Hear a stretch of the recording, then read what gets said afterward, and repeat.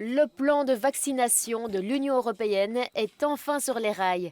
Après l'approbation du vaccin Pfizer-BioNTech par l'Agence européenne des médicaments, des camions ont quitté la Belgique pour les États membres. Les premières doses seront administrées le 27 décembre.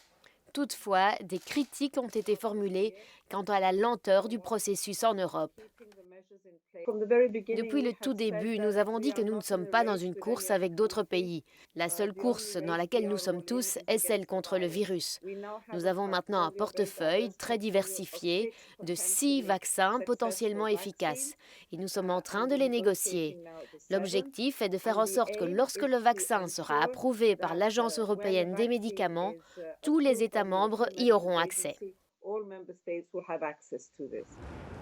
En même temps, la commissaire a déclaré qu'elle ne pouvait pas parler de la date à laquelle l'Europe pourrait revenir à la normale.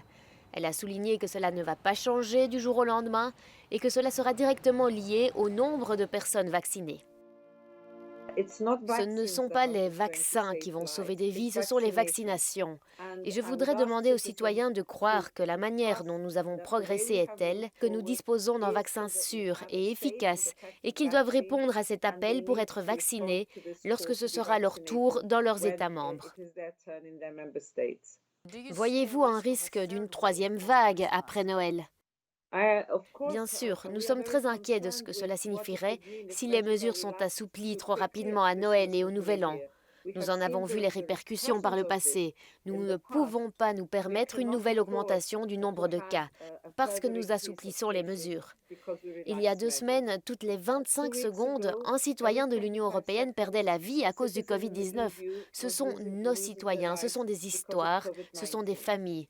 Et nous devons nous protéger les uns les autres jusqu'à ce qu'un nombre suffisant de personnes soient vaccinées et que nous puissions réellement sortir de cette pandémie.